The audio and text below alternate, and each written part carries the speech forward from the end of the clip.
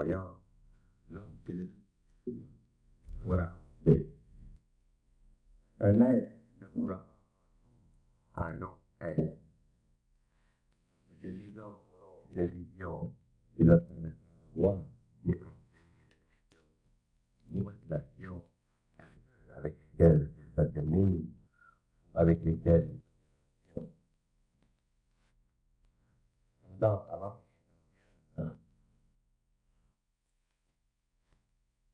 il est temps que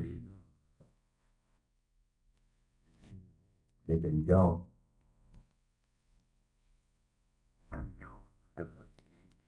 le mien doit bien réel qu'il y a dans le cosmos présentement en relation avec notre temps un combat qui se fait à l'échelle mondiale, la séparation des hommes. Il y aura des hommes qui iront plaisir par convoitise, mais il y aura des hommes qui iront dans une direction et il y en aura d'autres qui iront dans une autre direction. Ce n'est pas la direction qui est importante. Ce qui est important, c'est que les hommes, les individus, qui se sensibilisent petit à petit à des choses qui, dans les années passées, dans les siècles passés, étaient cachées, étaient occultes. Alors que ces hommes réalisent le principe fondamental de l'identité humaine, c'est-à-dire que l'homme doit réaliser que tant qu'il n'a pas la maîtrise de lui-même, de son propre savoir, de son intuition, tant qu'il est confus, tant qu'il n'a pas la sécurité, la certitude de savoir que ce qu'il sait, c'est ça. Et je dis bien, de savoir que ce qu'il sait, c'est ça. Je ne dis pas que je ne parle pas de vérité. Je fais une distinction très probante, le savoir et la vérité. La vérité, c'est une attitude, c'est une réflexion de la conscience à travers l'intelligence de l'homme. C'est comme un diamant. Il y a plusieurs facettes. Alors, si on vous approche un jour et qu'avec de belles paroles, on vous fait croire à une vérité, à ce moment-là, vous vous attachez à une facette du diamant. Une autre journée, un autre être viendra à vous avec de belles paroles, peut-être de plus grandes paroles, et il vous fera attacher à une autre vérité. Et tant que vous n'aurez pas compris la leçon, qu'il n'y a qu'une réalité, et que cette réalité, c'est la conscience, qui domine, qui surtend, qui compte. À ce moment-là, vous serez forcé de passer peut-être des années dans les couloirs sombres de l'inquiétude et de la confusion. Vous devez remarquer qu'au XXe siècle, l'homme a accumulé beaucoup de connaissances, des systèmes de communication, les médias apportent jusqu'à nous de l'information qui vient d'aussi loin que la Chine. Vous avez de l'information qui vient du Tibet. Vous avez de l'information qui vient des Chinois. Il y en a qui viennent de l'Europe. Il y en a qui viennent d'autres langues. L'homme aujourd'hui est bombardé. Et ce bombardement va coûter cher. L'attitude que j'ai prise en relation avec les conférences que j'ai décidé de donner, c'est une attitude qui me permet de me situer totalement en dehors des cadres de la relativité de la connaissance. Si un homme prône telle chose, un autre prône une autre chose, je suis assez neutre mentalement pour l'écouter. S'il dit des choses qui reflète bien ce que je sais. J'établis avec cet homme des relations très étroites. S'il dit des choses qui me font vibrer intérieurement, qui me causent un malaise, à ce moment-là, j'attends. Mais je ne mets pas cet homme de côté. Parce que tous les hommes, en général, sont bons.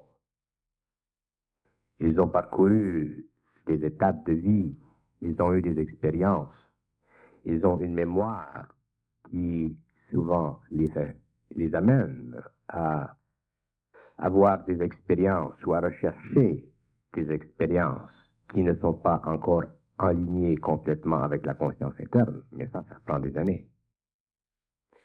Alors, les défauts de l'homme que vous rencontrez, ce ne sont pas des choses importantes, ce sont ses qualités qui comptent. Alors, si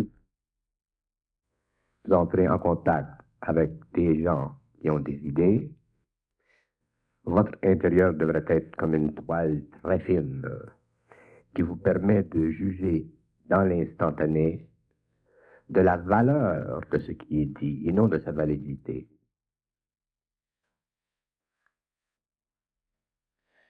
Les influences sont pernicieuses. Influence est mauvaise. Et remarquez ce que je vais dire. Toute influence est mauvaise, qu'elle soit bonne ou qu'elle soit mauvaise. Si elle est bonne, l'influence, elle est mauvaise parce qu'elle affaiblit votre volonté. Et si elle est mauvaise par elle-même, elle détruit l'aptitude interne que vous avez à découvrir en vous-même la vérité. Je reprends le mot vérité, parce qu'au stage où la population se situe, on ne peut que parler de vérité. Mais si je reprends ce terme de vérité et que je l'annexe à une expression que je décris sur le champ, je dis que si vous entrez en contact avec des idées qui vous font plaisir, à ce moment-là, c'est bon. Parce que le plaisir que vous avez ne vient pas de vous. S'il y a en vous une crainte, s'il y a en vous une inquiétude concernant telle ou telle chose, cette vibration vient, bien que vous n'en soyez pas conscient, de votre propre ajusteur de pensée. C'est une protection. Moi, je sais très bien qu'il y a beaucoup de gens que j'aimerais rencontrer, avec lesquels j'aimerais discuter de telle ou telle chose, mais je sais que ce n'est pas le temps. Je vais attendre 5 ans, 10 ans.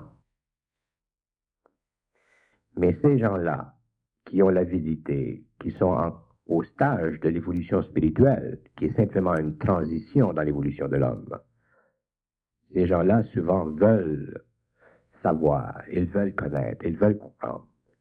Et un jour, ils comprendront qu'il n'y a rien à comprendre, que tout est su. Mais c'est pas au niveau matériel ou au niveau spirituel, excusez-moi si je vous prie dans les oreilles, c'est au niveau mental que l'on commence à réaliser que tout est su. Une fois que la radio est bien ajustée, à ce moment-là, les informations viennent. Mais il s'est fait dans cette période une épuration, de sorte que les possibilités d'influence qui se situent toujours par le biais du corps astral ont été détruites. Bernard, est-ce que vous me permettez une question? Oui. Il y a plusieurs types d'influence. On pense au magnétisme sur le fer, qu'on pense au tropisme, la plante qui se retourne toujours vers la lumière pour rechercher l'énergie par les photons, la photosynthèse. Qu'on pense aux influences transmises génétiquement, que ce soit par l'instinct de conservation, les instincts. L'homme est donc inévitablement influencé, même avant d'être capable de réagir devant une influence quelconque. Est-ce que toutes ces formes d'influence sont de même nature? Non. Il y a un certain nombre d'influences, je peux les cataloguer, mais il faut prendre note parce que je n'aurai plus la mémoire. Il y a 5 sortes d'influences fondamentales dans le cosmos. Il y a ce qu'on appelle les influences planétaires. Il y a les influences multinationales. Ce sont des influences qui sont des influences de programmation qui sont établies dans le champ d'activité de l'homme pour l'évolution de l'homme par des intelligences qui se situent et qui habitent sur les plans invisibles les différentes planètes du système solaire. Il y a ensuite ce qu'on appelle les influences paradoxales. Ce sont des influences neutres qui servent simplement à maintenir l'homme en vie et à lui permettre d'évoluer sur le plan biologique de telle sorte que certaines forces n'entrent pas dans son corps physique. Un exemple de ces influences paradoxales, c'est telle personne, par exemple, aime, pour une raison qu'elle ne connaît pas. Disons qu'elle aime apporter une bague de rubis, un rubis. Le rubis, il a une vibration, il a une émanation. Cette personne-là, si elle est dans la bonne perception de son goût, prendra le rubis, le mettra sur son doigt, et ce rubis-là lui servira sur le plan biologique. Le rubis servira à neutraliser certaines formes d'énergie dans le corps éthérique. Il empêchera d'avoir des toux qui ne sont pas nécessaires et des choses comme ça. Alors ça, ce sont les influences paradoxales. Ensuite, il y a les influences que je termine ici avec restreinte, des influences immondes. Les influences immondes sont les influences qui proviennent des plans astraux, soit de la planète Terre ou d'autres planètes environnantes, et qui pénètrent en général l'homme dans la nuit lorsqu'il dort. Ces influences-là sont négatives. C'est-à-dire que ces influences-là retardent son évolution. Et c'est à ce niveau-là que ces influences souvent sont rattachées au phénomène ufologique. Le phénomène des ovnis. Je vais en parler d'ailleurs à long terme. Et ensuite, il y a la dernière influence, qu'on appelle une influence catégorique. Cette influence est la relation directe sur le plan supramental entre l'homme et l'ajusteur de pensée. L'ajusteur de pensée, c'est un être en évolution sur un plan de lumière qui est très élevé et qui connaît tout de l'homme, qui suit l'homme depuis l'âge très tendre de son évolution sur la planète. Et cet être-là a des pouvoirs énormes sur l'homme. C'est un ajusteur de pensée. Probablement pour le bénéfice de la population qui s'intéresse au phénomène OVNI, je vais revenir sur la quatrième. Le phénomène OVNI, c'est un phénomène qui est extrêmement important pour l'humanité, pour l'avancement de l'humanité, pour l'évolution biologique et l'évolution mentale de l'homme. Seulement, le phénomène OVNI n'est pas encore le contrôle des forces de la lumière. C'est-à-dire que les intelligences dans le cosmos qui sont totalement créatives n'ont pas encore la capacité d'intégrer leur volonté créative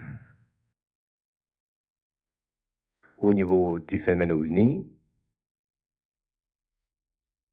et cette incapacité résulte du fait que le temps n'est pas encore venu pour l'homme de comprendre le phénomène OVNI.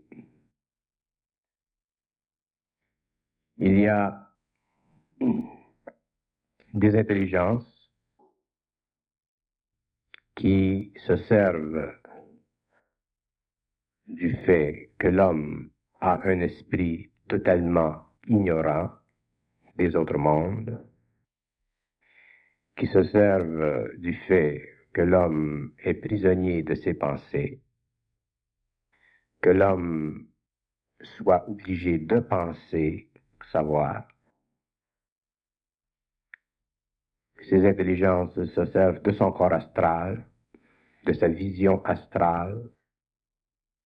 Autrement dit, ils se servent de tout pour créer chez l'homme, dans les populations, de la crainte et de l'inquiétude ou de la mesmérisation, un hypnotisme total.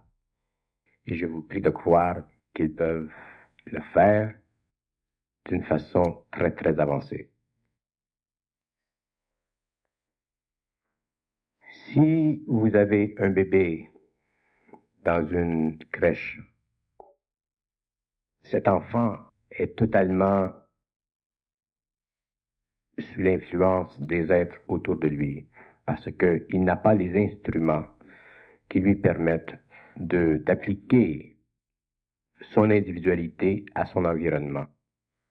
L'homme en relation avec les forces qui évoluent sur les autres plans est exactement dans la même situation. L'homme cesse d'être un bébé lorsqu'il commence à sentir sa propre force en lui-même. Et il développe les muscles d'un enfant plus fort lorsqu'il commence à avoir la certitude de ce qu'il sait ou de ce qu'il pense. Et je vous prie de croire que ce n'est pas facile d'arriver à un état, un individu se sent capable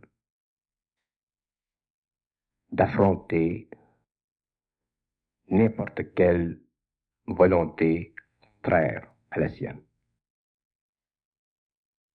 Ses émotions l'empêcheront, sa mémoire le feront reculer devant les faits nouveaux. Psychologiquement, il sera paralysé. Il sera sujet à l'hypnose. Il sera sujet à l'hypnose directe, à l'hypnose à distance.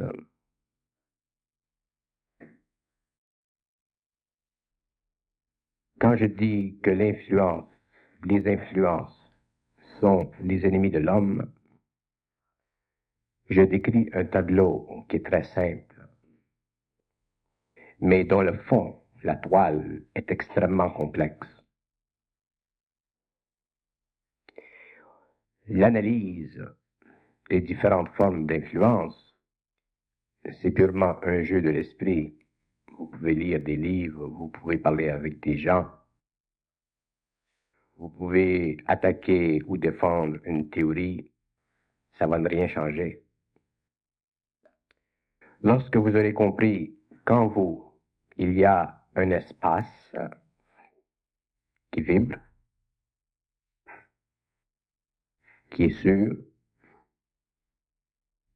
et qui est fondamentalement connexe avec les forces de l'évolution, les forces qui vous permettent éventuellement d'être libre, les forces qui vous permettent éventuellement de développer un jugement juste, les forces qui vous permettent éventuellement d'avoir un discernement total, quelles que soient les opinions émises.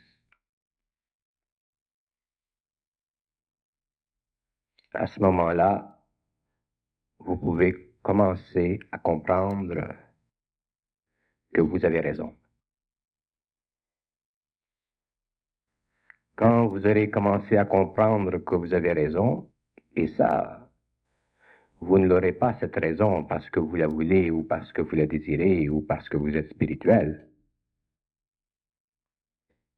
C'est dans la démarche spirituelle que l'homme se heurte le plus à la confusion intérieure de son être, parce que si l'homme est matérialiste, s'il s'occupe simplement des choses du monde, il n'a pas ces problèmes. S'il commence à s'intéresser à des choses de l'esprit, là les problèmes commencent et éventuellement ils abondent. Et plus vous avancez dans les sphères de la connaissance, et plus vous arrivez à entrer en relation mentale, télépathique, directe avec des intelligences très sages, vous vous apercevez que le chemin est pénible. Ce n'est pas par option de sadisme que l'homme souffre lorsqu'il entre en contact avec ses intelligences. Ce qui se passe, c'est la confrontation de différentes sortes d'énergie. Vous avez un esprit humain qui est attelé à un corps physique. Vous avez un esprit humain qui ne jure que parce qu'il voit. Et tout à coup, vous avez un autre esprit qui communique avec cet esprit, qui l'encadre dans une version totalement nouvelle de la réalité que connaissait avant cet esprit. C'est effectivement une initiation solaire.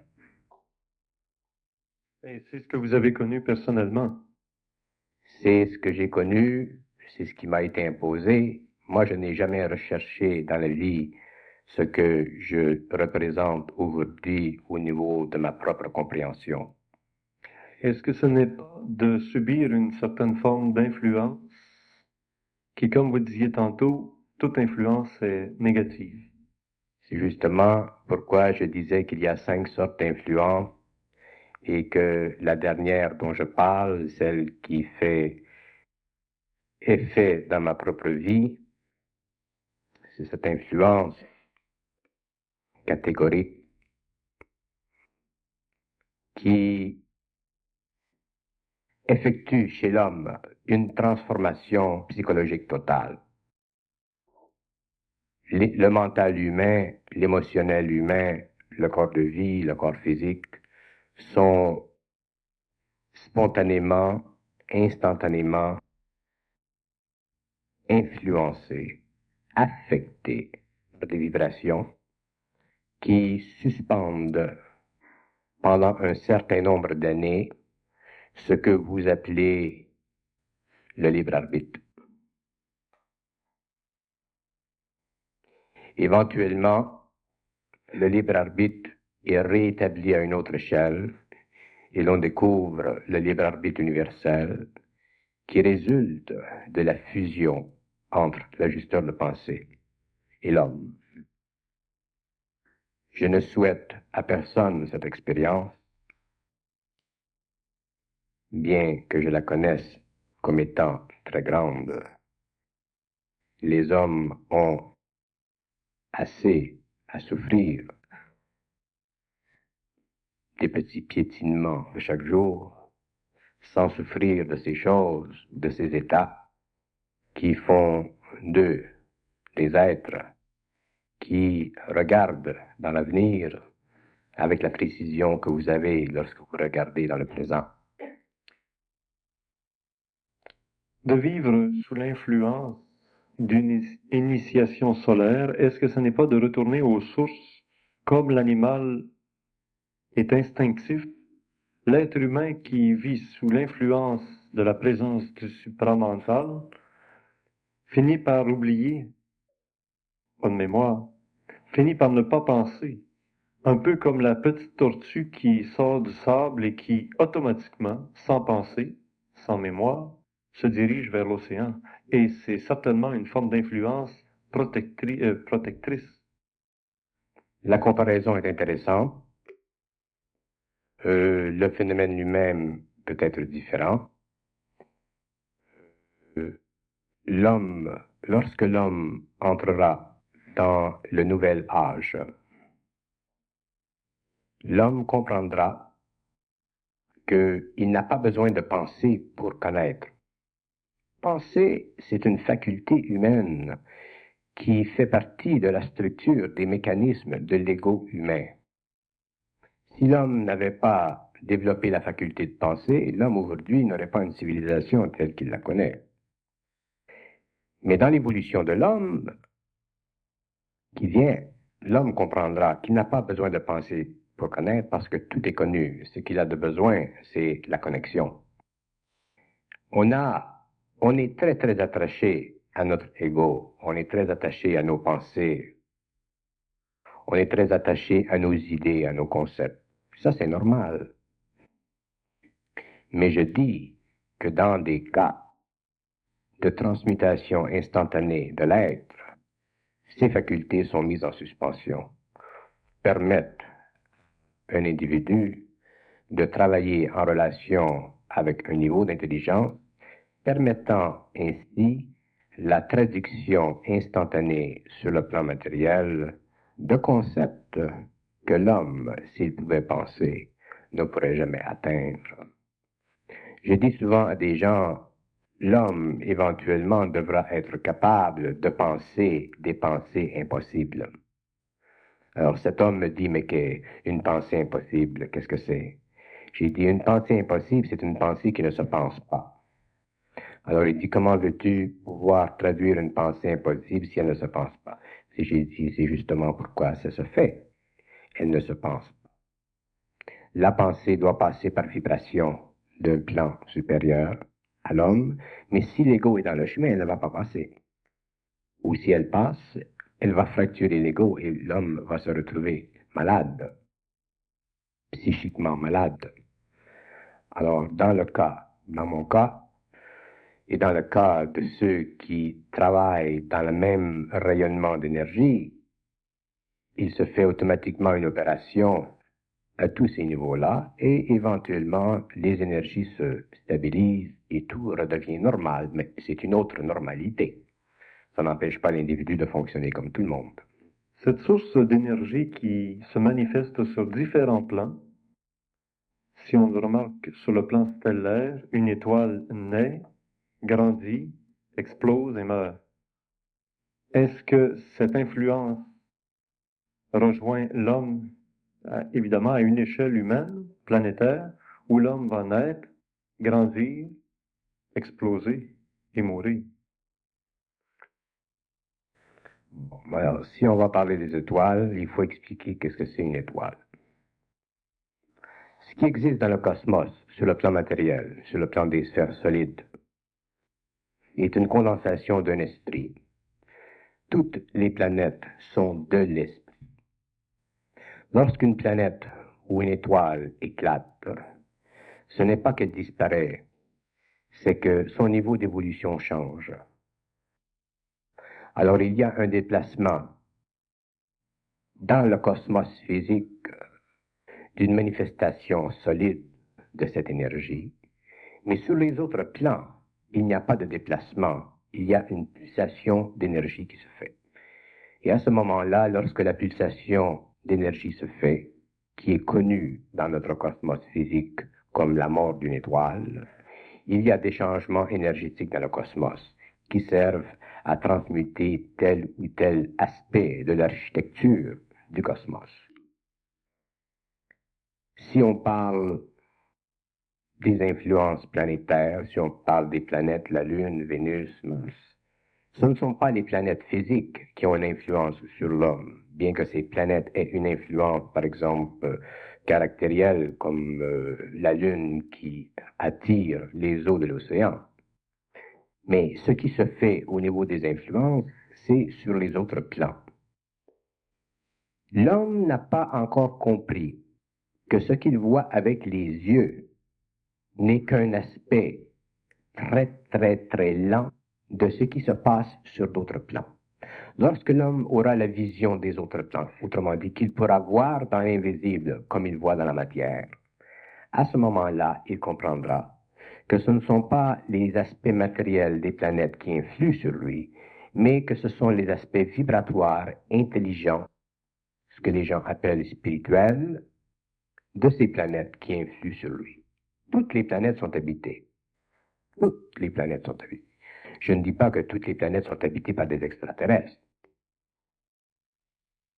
Je dis que toutes les planètes sont habitées. Et chaque planète a un rôle à jouer. On en prend une, par exemple. On va prendre la planète Vénus. Il y a des gens qui s'intéressent à l'astrologie. L'astrologie, c'est une science, c'est un effort de l'ego humain aidé par son intuition, lui permettant d'établir des relations dans sa vie de chaque jour ou à une échelle quelconque entre les changements planétaires et lui-même. Ça va. Et ça, c'est très important, parce que tant qu'on est influencé par les planètes, c'est un signe qu'on n'a pas la volonté. De volonté, je parle de volonté. Je ne parle pas de ce que les Anglais appellent the willpower. La volonté, c'est une force qui n'appartient pas à l'homme. C'est une puissance qui provient de l'ajusteur de pensée et qui se manifeste dans son mental à lui pour la coordination sur son plan de vie, sur le plan physique, de certaines activités. Et la volonté, c'est très puissant. Et un homme qui a de la volonté, est indestructible. Parce que cette volonté est à la fois sa protection et sa puissance dans l'évolution. Et la volonté est un principe cosmique qui vient des sphères très élevées, qui passe par l'homme. C'est le même principe, c'est un principe comme l'amour et l'intelligence. L'amour n'appartient pas à l'homme, la volonté n'appartient pas à l'homme, et l'intelligence n'appartient pas à l'homme. L'homme a l'illusion d'avoir la volonté, de l'amour, de l'intelligence. Ce sont des reflets de ces énergies primordiales qu'il a. Lorsque l'homme peut intégrer ses forces en lui, à ce moment-là, il peut se soustraire des influences planétaires. Si on me demande est-ce que c'est bon de faire de l'astrologie, je dis tout est bon, du moment que vous ne vous rapetissez pas dans votre volonté. Je connais des gens qui aiment l'astrologie, d'ailleurs qui sont très bons, qui sont très psychiques, qui connaissent même mon avenir, mais qui n'ont pas de volonté. S'ils n'ont pas la carte astrologique au bout de la semaine, ils ne veulent pas prendre de décision dans les affaires. C'est pas bon, ça. Ça revient à l'influence. C'est très subtil, l'influence. Les gens, il y a beaucoup de gens qui souffrent, je ne dirais pas qu'ils souffrent pour rien,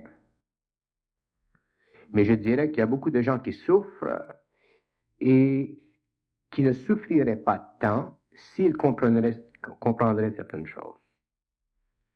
Je donne un exemple particulier qui va s'appliquer à tous les cas.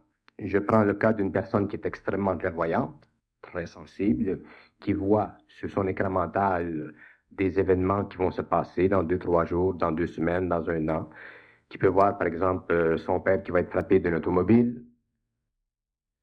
Ces gens-là souffrent parce que, une fois qu'ils ont réalisé qu'ils ont ce pouvoir, parce que ça vient en général en relation avec un événement, la personne a cette capacité depuis qu'elle est jeune, et tout à coup, un jour, elle voit la père qui se fait frapper, et elle dit, ah, j'ai vu ça hier, ou j'ai vu ça avant-hier. Et c'est là que ça commence à se développer. Et petit à petit, là, elle commence à s'apercevoir, cette personne, que ce pouvoir, ou cette capacité, fait partie de sa personnalité. Alors, au début, elle ne sait pas quoi faire. Si elle avait un contact, ce serait plus facile, parce que le contact dirait, faut pas t'en faire, casse-toi pas la tête, énerve-toi pas, papa. Mais la personne, elle est seule. Ou elle a des amis qui ne comprennent pas. Elle a des amis qui sont inquiétés par cette capacité. Alors, il y a toutes sortes de paramètres, là, psychologiques, au niveau de la vie de l'individu, en relation avec un environnement social, qui naît cette personne-là. C'est pour ça que je dis qu'il y a 2 sortes de souffrances. Moi, mes souffrances, je n'y peux rien. Quand même qu'une personne dirait un jour, Monsieur Bernard, je vais vous placer dans un hôtel, là, vous allez rester dans votre petite chambre, vous n'aurez pas de trouble. Ça fonctionne pas comme ça, parce que toutes les vibrations sont intérieures. Moi, j'ai simplement me frapper le doigt sur la chaise quand je ne devrais pas me frapper le doigt sur la chaise, et ça me fait mal. Parce que c'est une imperfection. Alors, tous les corps deviennent extrêmement sensibilisés, et lorsqu'on travaille avec l'ajusteur de pensée, leur volonté, qui est leur faculté créative chez l'homme, est très puissante. Alors, si l'homme est fusionné à eux, il ne peut rien, ces énergies-là. Il doit les subir. Alors, ce qui se produit, c'est qu'on développe énormément de résistance sur tous les plans, de sorte qu'éventuellement, ce qui pourrait faire souffrir énormément de monde, nous, ça ne nous fait pas souffrir. Mais d'un autre côté, ce qui nous fait souffrir ne ferait pas souffrir d'autres personnes. Ça répond à votre question? Nous passons à une autre intervention. Si vous me permettez de faire une parenthèse, j'aimerais, avec le temps qui vient, me rapprocher le plus possible des individus sur le plan psychologique. C'est-à-dire que je sais que beaucoup de personnes ont énormément de questions. Effectivement, je ne peux pas répondre à toutes les questions. Je peux répondre à toutes les questions, mais il y a un facteur de temps. Mais si les gens sentent qu'ils ont une question pressante, ou s'ils sentent que j'ai dit quelque chose qui ne semble pas être consistant avec d'autres choses que j'ai dit, à ce moment-là, c'est très important que ces gens-là redemandent, reformulent une question, qu'on puisse avancer ensemble dans l'établissement d'une plateforme d'énergie. Et au fur et à mesure que le temps passera, cette plateforme d'énergie servira à tout le monde pénétrer petit à petit dans leur propre vie intérieure. Les mécanismes de chaque individu seront dévoilés, débloqués. Parce que je peux communiquer avec chaque individu dans la salle. Je peux expliquer les problèmes, les mécaniques de l'esprit de chaque individu dans la salle. Et à ce moment-là, il se développera une énergie qui fera partie d'une autre énergie globale que j'appelle la plateforme d'énergie. Et quand on se reverra, vous ne rencontrerez pas une personne qui est étrangère à vous, mais vous rencontrerez une personne qui est très, très liée à vous sur le plan vibratoire. Et c'est ça qui est important, parce que je n'ai pas fini de parler. Il y a beaucoup à dire. Oui, on a un monsieur ici qui a la main levée. Donc, une chose qui me préoccupe quand même, puis je pense qu'il préoccupe pas mal de gens aussi, c'est que si on veut quand même monter tous en même temps, là, c'est que Bernard dit souvent qu'il ne pense pas, qu'il n'est pas capable de penser. Et nous, en tant qu'être humain, là, j'ai de la misère à concevoir comment on peut vivre sans être obligé de penser. Bon. Si c'est une faculté naturelle chez l'homme, si aujourd'hui pour demain, votre ajusteur de pensée prenait la décision de se manifester à vous, de vous rendre conscient de lui, de vous donner le pouvoir de communiquer avec lui comme nous communiquons ensemble, à ce moment-là, il serait obligé de neutraliser, autrement dit, de changer les vibrations de votre mental, d'élever les vibrations de votre mental pour pouvoir établir une connexion. Et automatiquement, votre faculté de penser serait interrompue. C'est difficile de comprendre qu'une personne ne peut pas penser parce que c'est un état d'esprit. Penser pour moi, c'est une souffrance. Si j'avais à penser, parce que le taux vibratoire de mon mental pour penser doit être diminué. Pour moi, penser, c'est une souffrance. Ce que vous appelez vous pensez, quand les gens pensent, moi je parle, je communique, je parle. C'est un autre taux de vibration. C'est un état d'esprit qui est autre, mais qui n'est pas engendré par soi. Parce que les gens savent combien c'est difficile de cesser de penser. Même par la méditation transcendantale, on arrive petit à petit à cesser de penser et on s'aperçoit éventuellement qu'on pense à cesser de penser. C'est un cercle vicieux. Alors, penser, c'est une faculté normale de l'ego de l'homme. C'est très bon, penser. Mais si l'état vibratoire de l'homme est changé par le contrôleur de la pensée, à ce moment-là, l'homme n'a plus à penser. C'est inutile de penser. C'est impossible de penser. Je peux me permettre de donner une image. C'est un peu comme si Bernard vivait toujours sur des intuitions constantes. Tu sais, quand on dit j'ai l'intuition de quelque chose, les médiums sont habitués à ça beaucoup. Ils l'ont par intuition. Ils sentent par intuition que le train qui est là va faire un accident dans trois. C'est très bien ce qu'il dit. C'est très bien comme explication. C'est comme si je vis constamment sur l'intuition, avec la seule différence que je ne vis pas sur le plan intuitif. Je vis sur le plan mental télépathique. C'est une communication télépathique avec des mots très précis. Il a un nom. C'est comme si je discute avec un autre être. Mais c'est comme si le niveau d'intuition, autrement dit, ce que les gens appellent l'intuition, c'est exactement la même chose, excepté l'intuition, c'est un aspect limité de cette communication supramentale. Moi, je ne suis pas intuitif. Je communique. Intuité, pour moi, ça n'existe pas. Mais ça existait quand je pensais. Maintenant, cette faculté étant changée, la faculté de penser étant abolie, ce qui était pour moi intuition avant est maintenant devenu une communication télépathique permanente. Est-ce que vous avez vu le film Jonathan Livingston, le goéland? Oui, alors si vous avez lu le livre, c'est très difficile à Jonathan d'expliquer aux autres goélands ce qui s'est passé en lui. Puis pourtant, c'est bien simple parce que pour lui, tout est simple. Puis les autres compliquent tout le temps. Alors plus on va penser, plus on va compliquer aussi. Pour Bernard, ça lui est difficile de transmettre à nous autres, les goélands en bas, ce que lui a connu comme expérience dans son initiation solaire. Mais ce qu'on peut dire, c'est qu'il transporte sa personne dans des centres de recherche ou en relation avec des scientifiques qui l'utilisent comme lui les utilise pour savoir les choses, les apprendre et sans les comprendre. Et il y aura évidemment des inventions qui vont aussi sortir grâce au canal par lequel il y a des intelligences qui utilisent Bernard pour transmettre des choses à l'humain, à l'être humain. Mais là-dessus, Bernard, est-ce qu'on peut quand même, à nos gens qui sont ici, est-ce qu'on arrête la caméra pour parler un peu entre nous autres, là? On l'a arrêté, la caméra? Bon, la preuve, la caméra est à terre, mais juste une question, Bernard, c'est que je sais que l'être humain est face à des problèmes graves de pollution, de surpopulation, etc., etc. Et je pense qu'actuellement, il y a des scientifiques qui sont vraiment feedés, je cherche le mot français, là, alimentés par les informations que Bernard leur transmet, mais de façon claire et nette.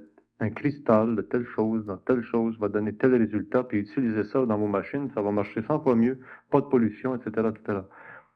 Je ne veux pas t'amener sur une pente glissante ou dangereuse, là, sur le plan de divulguer des informations scientifiques, mais quand même, c'est un fait acquis. Et il y a des scientifiques dans la salle qui travaillent avec Bernard, d'ailleurs, qui sont ici. Ils sont sur le point de mettre au point des choses extraordinaires. Je me permets d'en avancer une, sans aller trop loin dans les détails. Le téléphone utilise, je pense, l'extérieur du fil électrique. Là, le scientifique qui est là pour nous dire. Utilise l'énergie qui est à l'extérieur du fil électrique, ou c'est le contraire. Et grâce à des informations très techniques que Bernard a transmises à ces scientifiques-là, il leur a dit utilisez telle forme de cristal dans tel système. Vous allez remarquer que l'énergie, au lieu d'être sur la périphérie, va descendre dans le centre du fil. Et à ce moment-là, beaucoup moins sensible à etc., etc. Plutôt que d'utiliser la fibre optique qu'on veut utiliser, là, tout transformer avec la fibre optique, cette invention qui est sur le point d'être vraiment appliquée parce que déjà des expériences ont été faites aux États-Unis, déjà des expériences ont été faites ici au Québec, les résultats sont là, palpables. Grâce à ces techniques-là, ben c'est vrai que l'énergie est plus sur la périphérie du fil, mais elle descend dans le centre du fil. Et ça rejoint la valeur de la fibre optique, si on veut. Ça peut transformer beaucoup de choses. Mais comment un gars qui pense pas arrive à ça? Mais c'est parce qu'il pense pas qu'il arrive à ça. Les gens qui font des inventions, c'est pas parce qu'ils ont pensé longtemps, oui, ils ont pensé peut-être 99%, mais ce qui leur a donné l'intuition, c'est ça qui leur a fait découvrir la chose. Bien souvent, ça marche par l'intuition. Toutes les grandes théories, disons, si on prend au XXe siècle, les grandes théories, vous prenez Niels Bohr, par exemple, qui a développé le modèle solaire de l'atome. C'est dans la nuit qu'il a découvert ce système-là. Il rêvait, il s'est réveillé, il a conquis l'enthousiasme de sa femme, il s'est mis à mettre l'information qu'il a eue dans un rêve sur papier. Einstein, c'est la même chose. Toute grande découverte en science passe par un canal intuitif et ensuite elle est accordée en relation avec les autres doctrines scientifiques par l'intellect. Parce que ce qui est connu en science, disons, ce qui sera fait en science dans 20 ans, par exemple, est déjà connu sur les autres plans. Alors, l'intellect humain, la faculté de penser, maintient un équilibre entre ce qui doit devenir et ce qui est aujourd'hui. Et sur le plan de la créativité, ça, c'est comme dans l'avenir. L'homme ne pensera pas. La science de l'an 2000, avec le contact entre notre civilisation et les intelligences supérieures, il n'y aura pas de pensée. Il y a des cerveaux, ce qu'on appelle communément sur notre planète des cerveaux électroniques. Ce ne sont pas des cerveaux électroniques. L'électronique, ça n'existe sur le plan cosmique, la science. L'électronique, c'est la dernière frontière de la science matérialiste. Mais il y a des cerveaux pensants qui existent, qui sont construits, mais qui ont comme mémoire la mémoire cosmique. Alors, ces cerveaux-là ne sont jamais programmés. Alors, quand des gens veulent partir d'une planète dans le cosmos pour venir à une autre planète dans le cosmos, tout est programmé en relation avec la mémoire cosmique, mais ce ne sont pas les individus eux-mêmes qui programment la soucoupe volante. Vous allez souvent m'entendre parler d'une façon positive des soucoupes volantes et d'une façon négative des soucoupes volantes. J'ai mes raisons. Je les expliquerai au fur et à mesure parce que je ne laisserai aucune pierre intouchée. Mais si je prends ce secteur des activités cosmiques, dans les siècles qui viendront, l'homme aura des machines à penser parce que l'homme n'aura pas le temps de penser. C'est une perte d'énergie, penser. C'est fatigant, penser. Les professeurs à l'université, ceux qui font de la recherche, pensent. C'est très fatigant, penser. On a confirmé là, que l'énergie... C'est normal que les gens se demandent comment c'est possible de penser, de pas penser. Mais c'est très, très, très, très, très naturel de pas penser. Ça, c'est très, très naturel de ne pas mourir. Ce n'est pas naturel que l'homme meure. L'homme ne doit pas mourir. Dans les siècles qui viennent, dans le cycle qui vient, l'homme ne mourra pas. Il aura conscience totale de ces différents principes et lorsqu'il décidera de laisser le corps physique pour une évolution sur une autre planète, à ce moment-là, il le fera à volonté. Mourir, ce n'est pas naturel. L'homme meurt depuis qu'il a de l'ego. Il y a justement une personne là-bas qui a une question posée sur la mort. Posez-la de là-bas, madame, ça va être beaucoup moins de trouble.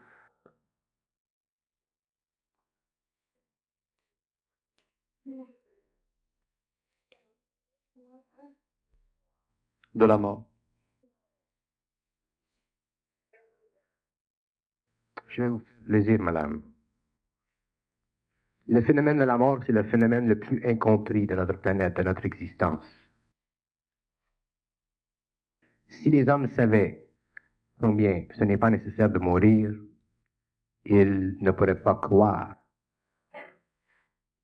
à la réalité de ce principe de vie. La mort existe parce que l'homme a un ego. Si l'homme était en communication avec le cosmos, il n'aurait pas à mourir. Je ne dis pas que le passage d'un plan à un autre n'existe pas, parce qu'effectivement, pour changer de plan d'évolution, il faut mettre de côté les anciens bagages. Mais la mort physique, la putréfaction du corps physique dans le sol, c'est une insulte. C'est une insulte. Et je vais vous dire ce que ça insulte. Ça insulte le principe d'intelligence innée dans l'âme en relation avec les organisations cosmiques de la vie. C'est une insulte. C'est une interférence avec l'évolution. Et la mort existe puis que l'homme a établi sur le plan physique des coordinations astrales avec les forces lucifériennes. Les grands initiés, le Christ, ne meurent pas.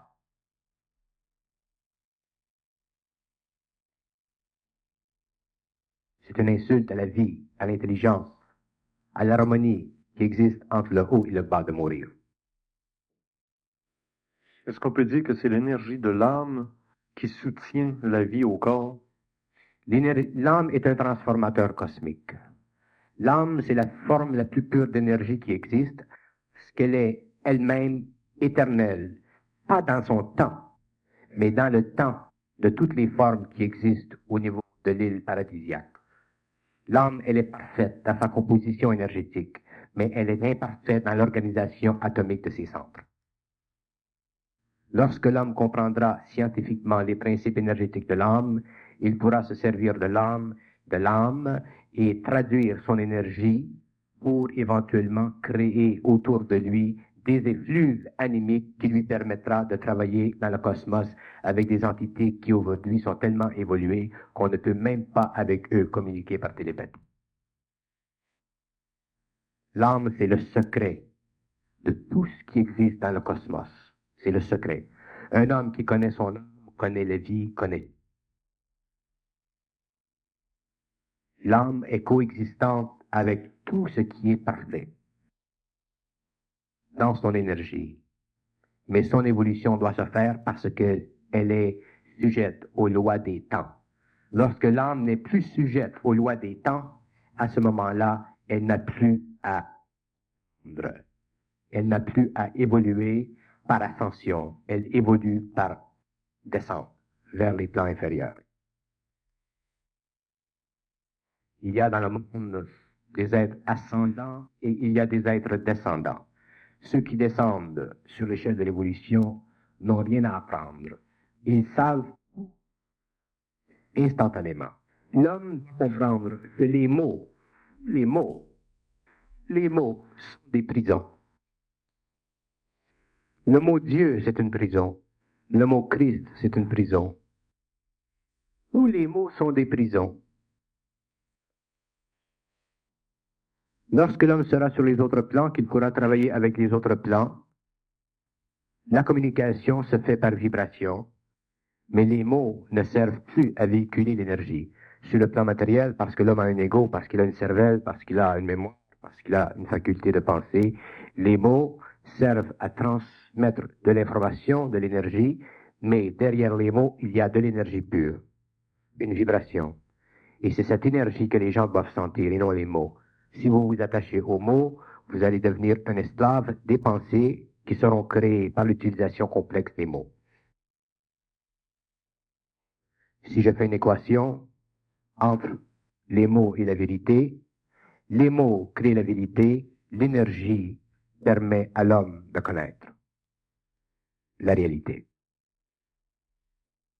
C'est pour ça que s'il y a chez un individu une certaine sagesse et qu'il réalise que dans des milliers de cas dans le monde, il y a des gens qui ont quelque chose de véritable à dire, qui ne s'attachent pas aux mots, qu'ils aillent derrière le mot, qu'ils se servent de la vibration, qu'ils sentent, autrement dit, et à ce moment-là, ce que cette personne-là leur communique leur servira.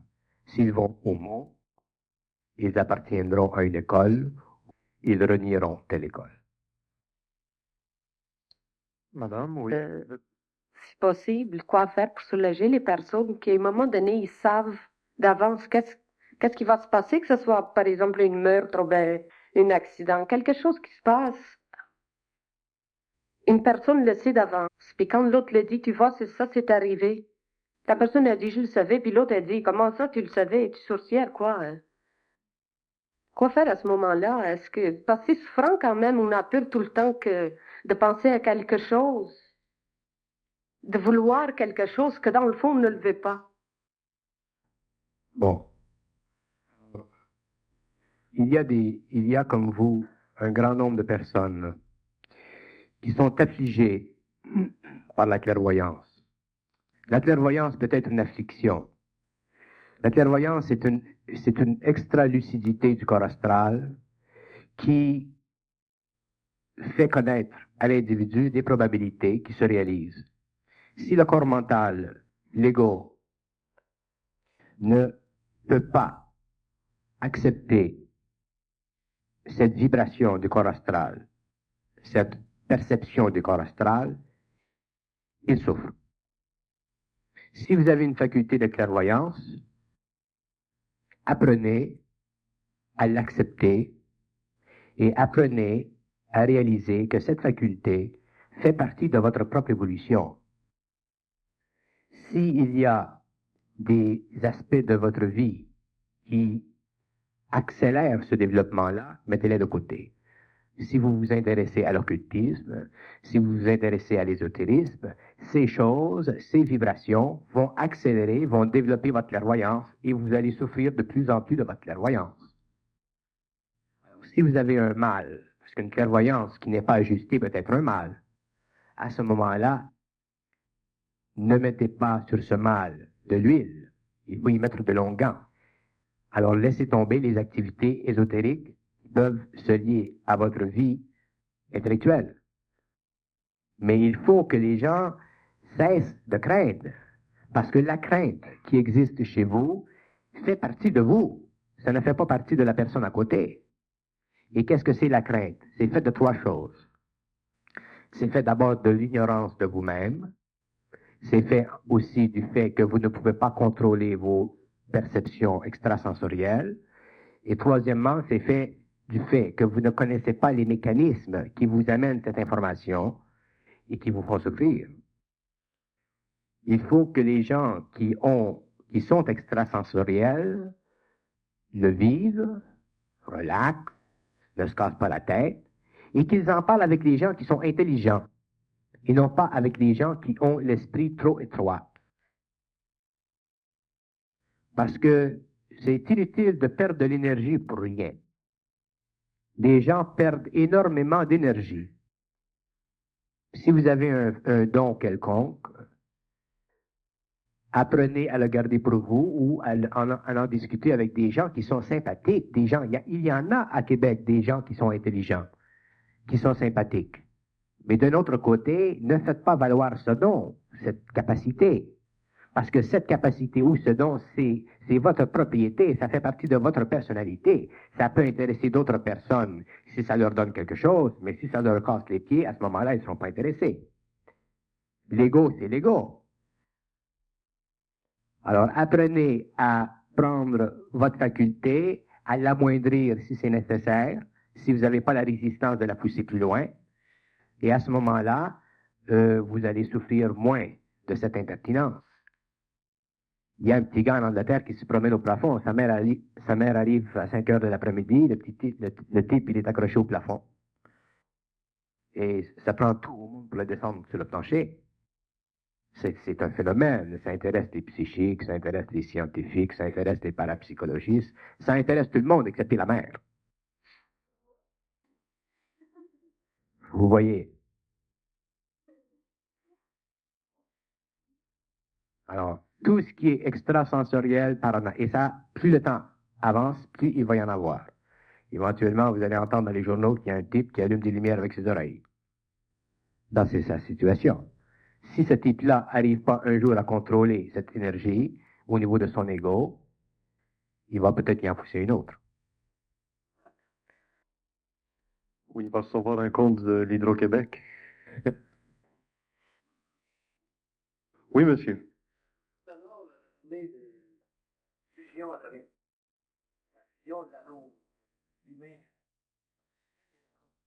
Ça, c'est lors de la dernière conférence de Bernard à la salle Monseigneur Parron. Bernard a parlé de la fusion atomique qui laissait entendre qu'on n'a pas plus le droit de tuer la vie et on n'a pas plus le droit de tuer l'atome en le fusionnant, en détruisant ce qu'est l'atome.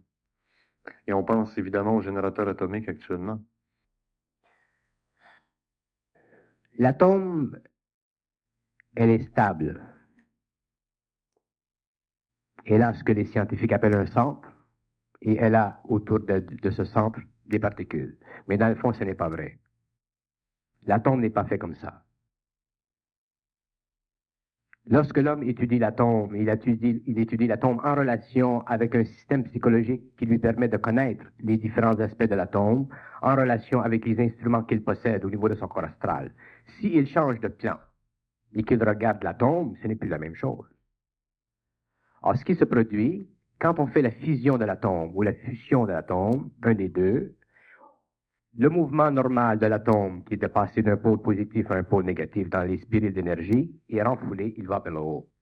C'est comme si vous avez un tube digestif dans lequel la nourriture descend, et tout à coup vous avez une ingestion et ça vous fait remonter. Ça retombe sur la table. Ça se répand sur le sol. Ça sort de la maison. Vous comprenez? C'est ce qu'on fait au niveau de l'atome. On renverse le courant d'énergie cosmique dans l'atome. On n'a pas le droit de faire ça. Et les entités qui travaillent sur ces plans-là, qui ont des structures dans ces plans-là, qui se servent des espaces éthériques pour voyager dans le cosmos, se voient tout à coup pris avec une situation planétaire telle qu'elle existe ici, avec un problème de pollution. Et éventuellement, si le problème va trop loin, ils doivent mettre l'arrêt. C'est pour ça que si jamais il y a une confrontation entre les Américains et les Russes au niveau de la bombe atomique, il y aura certainement un arrêt par les forces cosmiques. Ce sera nécessaire.